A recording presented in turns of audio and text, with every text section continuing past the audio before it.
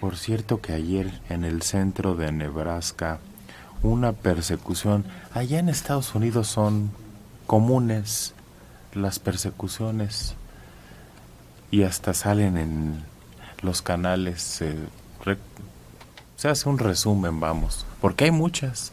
Agarran esas grandes vialidades y van y un montón de patrullas y helicópteros. Pues ayer, en el centro de Nebraska, se dio una persecución por varias avenidas en las que superaban los 160 kilómetros por hora. Pues, ¿qué era pista de carreras? Pues son avenidas muy grandes, muy planitas, pero a 160 ya hasta el coche empieza como a flotar. Ay, quién sabe qué se sienta. Se te ha de ir toda la cara para atrás como si te hubieran hecho cirugía plástica. La persecución ocurrió cerca de las 9:30 de la noche. Un policía de Nebraska vio pasar por la autopista una Nissan Pathfinder. Primero iba a unos 56 kilómetros por hora. Sin embargo, un par de kilómetros más adelante, el policía vio algo sospechoso e intentó detenerlos. En ese momento la camioneta aceleró, alcanzó velocidades superiores a 160 kilómetros mientras huía por esa ruta. Las autoridades lograron colocar un cerco en varias partes de la ciudad y minutos más tarde se pudo ejecutar una maniobra táctica.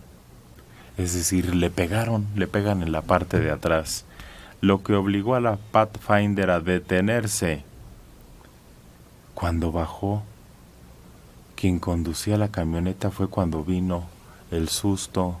Una niña de 13 años era la que venía manejando la camioneta. Su copiloto, un niño de 11 años. Dentro del vehículo un arma de fuego, una pequeña cantidad de marihuana y varios accesorios para consumir drogas. No, bueno, Bonnie and Clyde Jr. Sí. Increíble. 13 años. Y es la protagonista de esta persecución a gran velocidad. Pues qué mundo. Algo pasa, que están descubriendo el mundo antes. Están despertando más temprano. Ayer hablábamos de una intoxicación de estudiantes en Monterrey. Hasta me equivoqué porque confundí San Pedro Garza García con San Nicolás de los Garza. Ajá.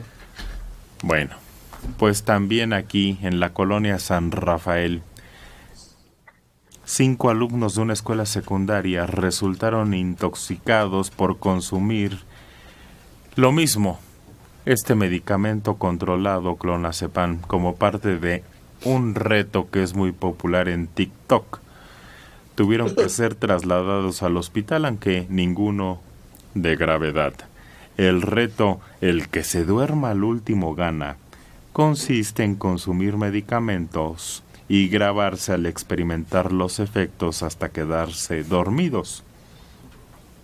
Este medicamento se utiliza para ciertos padecimientos y produce somnolencia. Pero no es controlado, sí, ¿no? Es recontrolado. Entonces, ¿cómo llega a las manos de estos jóvenes? Pues ahí está la cochina duda, porque no solo es controlado, sino que además durante mucho tiempo estuvo muy escaso. Sí. A raíz de la pandemia, muchos de estos medicamentos fue prácticamente imposible conseguirlos. Y surgieron 1000 copias, 1000 imitaciones, fraudes y demás. Apenas se está regularizando un poco la producción. Pero, ¿cómo lo consiguen? A veces la mamá tiene, hay mercado negro, sí se consigue. Claro, quien lo quiere usar para un reto, o quien, ni siquiera en los hospitales había medicamentos de este nivel, no había nada, no conseguías. Una de las compañías que lo hace empezó a hacer las vacunas y cambió sus fábricas hacia ese sentido. Sí. Entonces se agotó en el mercado, había una desesperación porque hay gente que tiene padecimientos graves y lo tiene que consumir, convulsiones o ataques de pánico, ya cosas elevadas. Sí, crisis de ansiedad muy fuertes, pero también causa adicción. Entonces, en un momento la codependencia los hacía sentir el mayor nivel de ansiedad y de angustia al no conseguir el medicamento. Paramédicos acudieron al lugar, atendieron a 8 alumnas y alumnos, de los cuales confirmaron que en 5 estaban intoxicados por el consumo del medicamento, estables, sin síntomas de gravedad, dijo la dependencia. A modo de prevención, 3 menores fueron llevados a un hospital para recibir atención médica. Y ahora, la Secretaría de Seguridad está realizando precisamente una investigación para detectar en dónde los jóvenes tienen acceso a estos medicamentos, porque presumen que son a través de sitios en internet donde los compran. Oye, pero hay una policía cibernética que no podría poner una alerta en el TikTok famoso para que cuando están con estos juegos se les corte la transmisión. No, es tanto el contenido, tan nuevo, salen miles de millones cada minuto. Revisarlos, bloquearlos, poner una alerta es muy difícil. Por eso, la responsabilidad recae en los padres. Eso, exactamente. O sea, es increíble que los papás, ya les he dicho, mi papá me decía siempre, invariablemente, hasta el día de hoy, Alejandro, y no hagas pentontadas, siempre. Y hable caso. ¿Qué es eso? Ponerte en riesgo. No te pongas en riesgo, y yo se los digo a mis hijos, no te pongas en riesgo. Es increíble que no haya esa comunicación con muchos jóvenes hoy en día. De que diga, oye, esos retos son estúpidos, son idiotas. Lo único que puedes provocar es morirte. Bueno, tú hablas con tus hijos, tienes buena comunicación y los proteges y les alertas. Pero la presión social y los demás están en el ajo. Pero yo creo que también tienes que hablar con ella. Yo me acuerdo a mi hija de pronto le decían, oye, tenía unas amiguitas que, haz de cuenta, que saltaban de un lugar a otro y era medio peligroso. No era el Gran Cañón, pero era peligroso que a su edad de 7 años brincara de un lugar a otro. Y siempre la querían llevar por delante, hasta que dije, oye, Natalia, a ver, no te dejes. Si quieren saltar a alguna de tus amiguitas, que salte primero. Y si tú no quieres hacerlo porque crees que estás en riesgo, no lo hagas. Yo sé que la presión social es muy fuerte y cuando eres chavo, mucho más. Pero creo que también se puede decir no desde esa edad. Entonces, desde muy temprano empezar a platicar con ellos. Claro, sí. Yo creo que con los celulares y todo, se ha perdido esa posibilidad de sentarte quizá una hora a platicar de la vida, a platicar de las cosas y decir ese tipo de enseñanzas o de orientación. Oye, va a suceder. Yo me acuerdo que mis papás nos hablaban de las drogas, de cómo te la podían ofrecer en la escuela o en la calle. Siempre tuvimos como mucha claridad en eso. Yo no creo que sea algo que ahora sea imposible de decirle a los hijos. Es que estamos en otra época, Alejandro. Hubo un salto tecnológico. Totalmente de acuerdo. Que es muy difícil de manejar porque a ellos los agarró ya el teléfono. Todo viene de un juego muy de moda en Estados Unidos, que sobre todo en los jóvenes, ¿no? Jóvenes en secundaria en ese nivel, que es un juego que aceptas una opción, o decir una verdad o aceptar un reto, truth or dare. Entonces, puedes decir una verdad horrible acerca de ti o aceptar un reto que te proponga el que está convocando al juego. Y ese reto, si tú aceptas entrarle al juego, es no te puedes echar para atrás porque aceptaste. Y ahí es donde han surgido esos retos absurdos, ¿no? De caminar por una cornisa en un segundo piso, cosas así increíblemente peligrosas que tienen que aceptar porque esa es la ética social del juego. En México no existe ese juego. Entonces lo que estamos viendo es una imitación de la costumbre que se ha hecho en Estados Unidos de que esos retos no son declinables, de que tienes que aceptarlo, si no, estás violando una de las reglas sociales más importantes o rigurosas que tienen allá esas comunidades jóvenes, pero aquí no existe. Entonces, aquí no tienen que aceptar absolutamente ningún reto, nadie, porque ni siquiera existe el juego, que era inocuo. Originalmente era, la confesión es que me gusta fulanita y el reto es darle un beso a sutanita, ¿no? De ese nivel era. Pero se han convertido en cosas de vida o muerte y es hay hasta películas sobre eso. No, pero sí, yo creo que ya está en México, Mario. Esos retos... Sí, lo he visto. No solo empezó desde hace algunos años. Momo. Que los jóvenes... La ballena, el reto de la ballena. La ballena gris, que era... Bueno, ese es otro. Momo, tenían que hacerse daño o hacerle daño a alguien. La ballena gris, donde se hacían también... Cortes. Se agredían físicamente. Cortes. Entonces, estamos entrando en una dinámica que nos dejó atrás tecnológicamente, Dora. Que nos dejó atrás y que ya desde hace rato nos dejó atrás.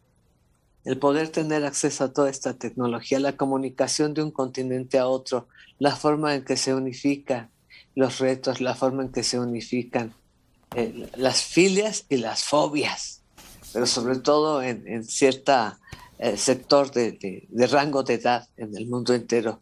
Los jóvenes son los más vulnerables de influenciar, pero también son los que andan tras la búsqueda de ese protagonismo y de esa fama, de ese fortalecer el yo a través de yo gané el reto y subirlo a las redes. Todo esto, desde luego, no sería del impacto tan grave que es si los padres estuvieran más atentos en la supervisión de tiempo, forma de estar frente a uno de estos dispositivos. Claro. Tiempo y forma.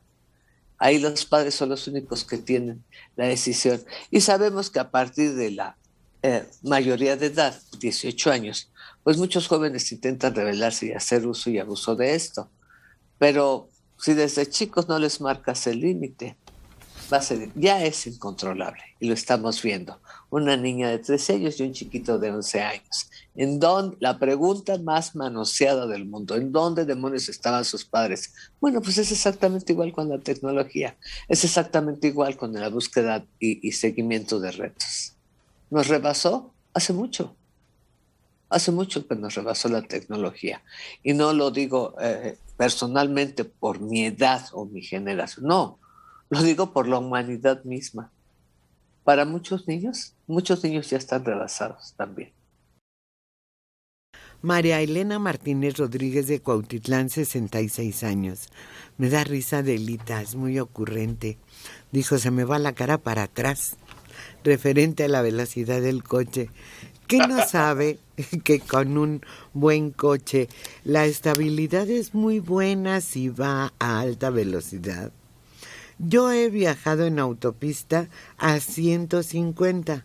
Claro, muy atenta y no lo siento. No, María Elena, yo no paso de 110. Y eso es mentira. Cualquier coche, por muy bueno que sea, conforme va más rápido, va perdiendo adherencia. Empieza a flotar, a suspenderse. Es más difícil de controlar. Cualquiera. Y más en un área urbana. Es imposible. Si tú cuentas con un tramo de decenas de kilómetros recto, te creo que puedas alcanzar esas velocidades casi sin darte cuenta.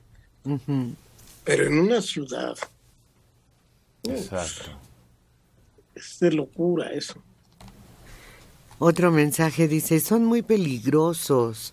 Hace muchos años estaba el reto de ponerse sal en una herida, el comer jabón, etcétera. Considero que es una moda y cada vez son más peligrosos y depende de la supervisión de los padres. Siempre ha habido. Y uno como chavo, ahí estás desafiando al otro, a que tú no te atreves. Con tonterías como agarrar cohetes o aventarte, Exacto, como decía Alejandro, de alguna pendiente. O, en fin, retar, se trataba de destacar.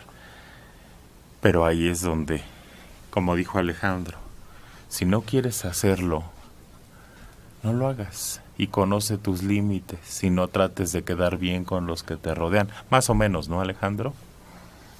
exactamente. Yo siempre he creído eso, que no te pongas en riesgo, los papás tienen que insistir en eso, y siempre, como dices, yo me acuerdo no sé si se acuerdan, a mí ya no me tocó, pero a mi hermano, el menor, sí, de que empezabas a respirar agitadamente, ¿no? Así como si tuvieras disnea, como después de correr.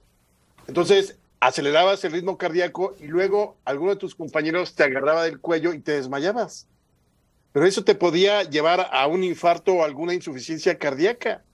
Entonces, igual, mis papás a mi hermano, no hagas ese tipo de tonterías. En otras palabras, la sabiduría de mi papá.